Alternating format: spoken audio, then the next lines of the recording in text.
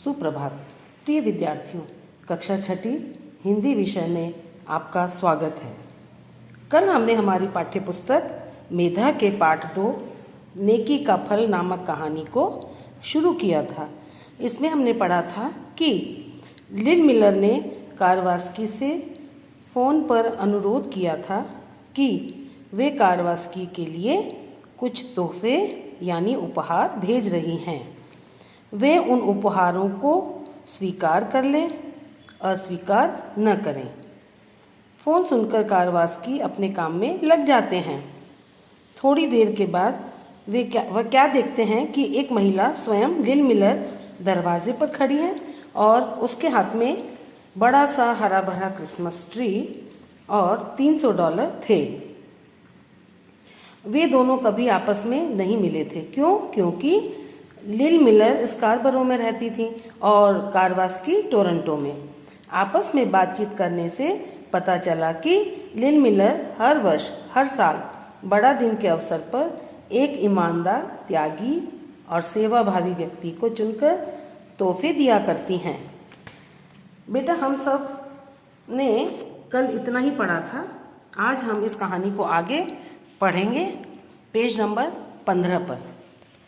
आगंतुका के चेहरे पर बड़ी शालीनता थी, आंखों में भोलापन था और आवाज़ में माधुर्य। कुछ क्षण दोनों में से कोई नहीं बोला, बस जब तब एक दूसरे की ओर नज़र उठाते और तुरंत नीची कर लेते। आखिर मिलर ने मुंह खोला, भैया कारवास्की, मेरे माता पिता पैसे वाले नहीं थे, लेकिन तुम्हें क्या बताऊं, उनका दिल बहुत बड़ा था, बहुत ही बड़ा।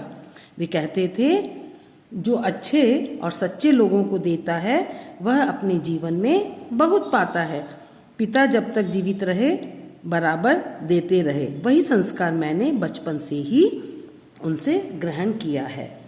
मैं बड़ा दिन के अवसर पर एक तोहफा और कुछ राशि यह सोचकर भेजती हूँ कि जिस भले आदमी को मिलेगा उसका बड़ा दिन कुछ आनंद से बीतेगा। मिलर की बात सुनकर कारवास्की की आंखें डबडबा आईं। उसने मन ही मन सोचा कि आज के जमाने में भी ऐसे फरिश्ते इस दुनिया में हैं।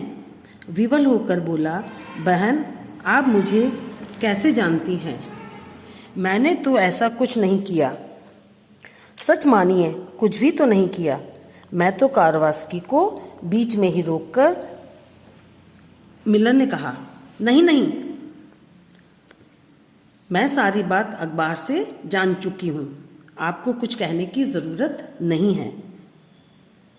देखिए, जब लिल मिलर आती हैं तो उनके चेहरे से शालीनता और भोलापन झलकता है और दोनों आपस में कुछ देर तक नहीं बोलते। क्यों नहीं बोलते? क्योंकि वे एक दूसरे को जानते नहीं हैं। फिर लिल मिलर ही बोलती हैं, उनको बताती हैं कारवास्की को, मेरे माता पिता पैसे वाले तो नहीं थे, लेकिन उनका दिल बहुत बड़ा था और अच्छे लोगों को देते हैं तो उससे जीवन में बहुत पाते हैं। यह बात उनके माता पिता ने उनको बताई थी और पिताजी भी उनके जब तक जीवित रहे वे देते रहे थे। और ये सारे संस्कार लिल मिलर ने अपने माता पिता से ही ग्रहण किए थे, पिता से ग्रहण किए थे। मैं बड़ा दिन के अवसर पर एक तोहफा और कुछ राशि यह सोचकर भेजती हूँ कि जिस भले आदमी को मिलेगा उसका बड़ा दिन कुछ आनंद से बीतेगा। यह बात कौन सोचती है? लिल मिलर। अब निमिष भर क्षण में कारवास्की की आंखों के सामने एक दृश्य घूम गया। 8 वर्ष पहले मधुमेह के रोग के कारण उसकी एक टांग कट गई थी। एक दिन वह अपने व्हील चेयर पर बैठकर किसी बैंक की ATM मशीन के पास गया था। वहां उसने एक लिफाफा रखा देखा। कौतूहलवश उसने लिफाफा उठा लिया। खोला तो पाया कि उसमें $300 के नोट थे। नोटों को चुपचाप लिफाफे में रखते हुए उसने मन ही मन कहा, ओफ, जिसकी इतनी बड़ी रकम खोई हो वह बेचारा कितनी परेशानी में पड़ा होगा। वह शायद सोचता होगा कि लिफाफा जेब से कहीं गिर गया, जाने कहाँ कहाँ भटक रहा होगा। हो सकता है निराश होकर मन मसोस कर रह गया हो।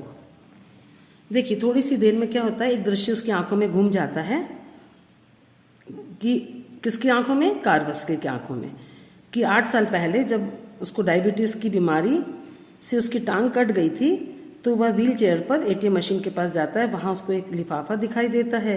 लिफाफा खोला तो देखा उसमें से $300 के नोट मिले।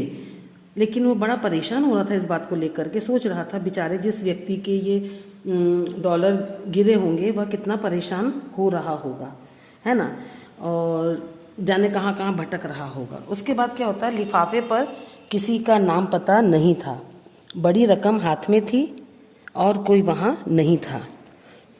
तो लिफाफा उसने देखा, लिफाफे के ऊपर ना तो कोई नाम था और ना ही कोई पता था, और वह बहुत परेशान था, पता नहीं किसका है, मैं किसको दूं इसको, है ना बेटा। आज हम इतना ही पढ़ेंगे इसको और कुछ प्रश्न उत्तर के द्वारा अपन इसको रिवाइज करेंगे, इसकी पुनरावृत्ति करेंगे।